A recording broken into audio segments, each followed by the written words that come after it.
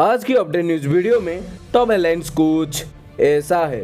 सरकार ने सभी एयरक्राफ्ट और इंजन पार्ट पर यूनिफॉर्म 5% टैक्स लागू कर दिया है। इंडियन एयरफोर्स ड्रोन डिफेंस के लिए LCH प्रोत्साहन का ऑर्डर बढ़ाने पर विचार कर रही है। इंडियन नेवी का project 75I domestic submarine launch cruise missile से सज्जा होगा। इंडिया मंगोलिया का जॉइंट मिलिट्री एक्सरसाइज मेघालय में खत्म हुआ।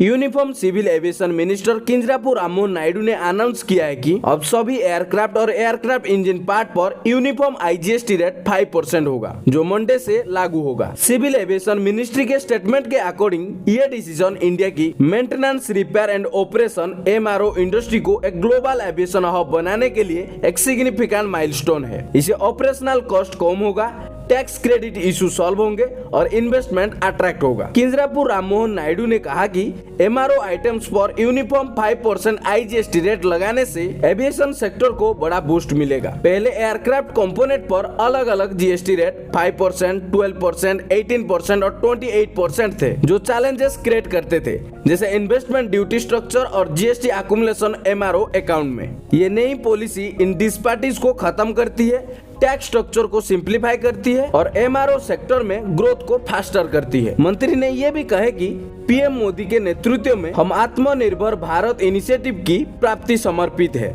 इंडिया को एक लीडिंग एविएशन हब बनाने में उनका सपोर्ट इस पॉलिसी को आगे बढ़ाने में बहुत महत्वपूर्ण रहा है। फ्यूचर्स की प्रोस्पेक्ट्स को हाईलाइट करते हुए मंत्री ने कहा कि इंडिया MRO इंडस्ट्री 2030 तक $4 बिलियन की इंडस्ट्री बनने की इकोसिस्टम बनाने, इनोवेशन को ड्राइव करने और सस्टेनेबल ग्रोथ एंश्योर करने के लिए एक क्रूशियल स्टेप है। HAL को अभी हाल ही में 156 LCH प्रोत्साहन अटैक हेलीकॉप्टर सप्लाई करने के लिए एक रिक्वेस्ट फॉर प्रपोजल मिला है, जिसमें से 90 यूनिट्स इंडियन आर्मी के लिए और 66 यूनिट्स इंडियन एयरफोर्स के लिए है। लेकिन ये सिर्फ प्रोत्साहन का सफर शुरू होने का साइन है इंडियन एयरफोर्स के साथ। इंडियन एयरफोर्स अपना additional heavy lift Apache attack helicopter खरीदने का प्लान्स को फिर से सोच रही है। ये प्रोत्साहन ऑर्डर्स के एक्सपांशन का रास्ता खुल सकता है। इंडियन एयरफोर्स प्रोत्साहन की कैपेबिलिटीज से काफी इंप्रेस है और अपनी जरूरतें पूरी करने के लिए ज्यादा इंटेलिजेंस हेलीकॉप्टर चुन सकता है। इंडियन एयरफोर्स एक्टिवली प्रोत्साहन को एंटी ड्रोन डिफेंस सिस्टम के रूप में एक्सप्लोर कर रही है। HAL से लिमिटेड सीरीज प्रोडक्शन लाइन के तहत जो 5 प्रोत्साहन हेलीकॉप्टर्स मिले हैं, उनका अभी इस रोल में इवोल्यूशन हो रहा है। अगर रिजल्ट पॉजिटिव रहे तो फर्दर ऑर्डर मिल सकते हैं, जिसे इंडियन एयरफोर्स के लिए टोटल प्रोक्रूटमेंट नंबर 100 से ज्यादा हो सकते हैं। जबकि इंडियन एयरफोर्स अभी तुरंत एडिशनल ऑर्डर्स प्लेस नहीं कर सकते हैं, लेकिन वो फ्यूचर में बैच 2 प्रोक्रूटमेंट के बारे में सोच रही है। लो कॉस्ट ड्रोन्स और लोटरिंग एमिशन से बढ़ते खतरे इस पोटेंशियल एक्सपेंशन के पीछे एक मेजर रीजन है। दोनों आर्मी और इंडियन एयरफोर्स प्रोत्साहन की पोटेंशियल को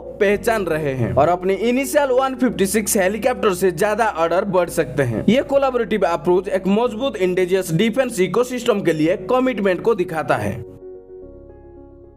इंडिया की प्रोजेक्ट 75I, जो कि 6 नेक्स्ट जनरेशन सबमरीन खरीदने की एक महत्वपूर्ण पहल है, वो एक नया युग की शुरुआत करने जा रहा है डोमेस्टिक ऑफेंसिव कैपेबिलिटीज में। रिपोर्ट के मुताबिक ये सबमरीन सबसे पहले होंगे जो कम से कम 6 देश में तैयार किए गए submarine launch cruise missile, in short SLCM से इक्विप्ड होंगी। In made in India SLCMs ने कई बार सफल परीक्षण किए हैं और इनका रेंज भी है 500 किलोमीटर। इन्हें सबमरीन के टॉर्पेडो ट्यूब से लॉन्च किया जा सकता है, जो इंडियन नेवी को एक शक्तिशाली डुअल कैपेसिटी प्रोवाइड करता है, लैंड अटैक क्रूज मिसाइल और एंटी शिपिंग क्रूज मिसाइल। इसे नेवी का ऑफेंसिव प्रोनेस काफी बढ़ जाता है, जिसे वो लैंड बेस्ड और मैरीटाइम टारगेट के खिलाफ ताकतवर हो सकता है। इस डेवलपमेंट की प्रोसेस में रुकावट नहीं है। एक नया SLCM वेरिएंट्स पर काम शुरू हो चुका है, जिसका एक्सटेंडेड रेंज 800 किलोमीटर है। ये समझना अभी तक मुश्किल है कि ये एग्जिस्टिंग मिसाइल का स्ट्रेच वर्जन होगा या एक बिल्कुल नया सिस्टम होगा, पर किसी भी हालत में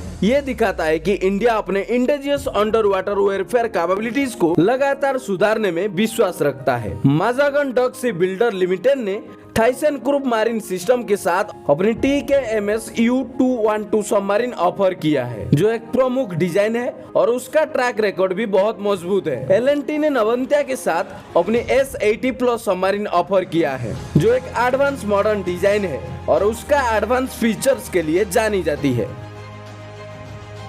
एक जॉइंट एक्सरसाइज इंडिया और मंगोलियन आर्मी के बीच में, जिसका नाम नोमैडिक एलिफेंट था, मंगलवार को मेघालय की उमरोई कंटेनमेंट में समाप्त हो गया है। इस 14 दिन की लंबी एक्सरसाइज ने सिनर्जी को बढ़ाया जॉइंट टैक्टिकल ऑपरेशन में और दोनों फ्रेंडली देशों की आर्मीज के बीच इंटरऑपरेबिलिटी और कैमराडेयर को भी सुधारा। इस अभ्यास में सिक्किम स्काउट की सैनिक साथ आए और मंगोलियन आर्मी की 150 क्विक रिएक्शन फोर्स बटालियन के पर्सनल भी शामिल थे। मंगोलियन आर्म फोर्स की chief of general staff major general Ganbyamba Sureb और त्रिशक्ति क्रोप्स की general officer commanding lieutenant general Zubin A Minwalla ने क्लोजिंग सेरेमनी की गवाही दी। सेरेमनी के दौरान दोनों लीडर्स ने फ्यूचर जॉइंट ऑपरेशन के बारे में एक महत्वपूर्ण संवाद किया, जो इस अभ्यास के दौरान विकसित डिपेंडिंग टाइज और म्यूचुअल रेस्पेक्ट को दर्शाता है। सेरेमनी के बाद इंडिया कंटिजेंट ने अपने एडवांस कैपेबिलिटीज को दिखाकर कटिंग एज वेपन्स और इक्विपमेंट्स की झकास डिस्प्ले से सबको हैरान किया। रावत ने कहा कि ये एग्जीबिशन आत्मनिर्भर भारत इनिशिएटिव के तहत की गई है, टेक्निक तरक्की को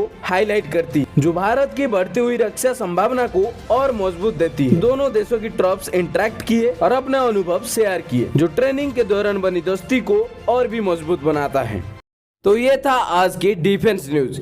ऐसे और भी defence news, update news, current affairs जानने के लिए हमारे चैनल को जरूर सब्सक्राइब करें और अपने दोस्तों के साथ शेयर करें और जानते हैं इंडिया की पहचान।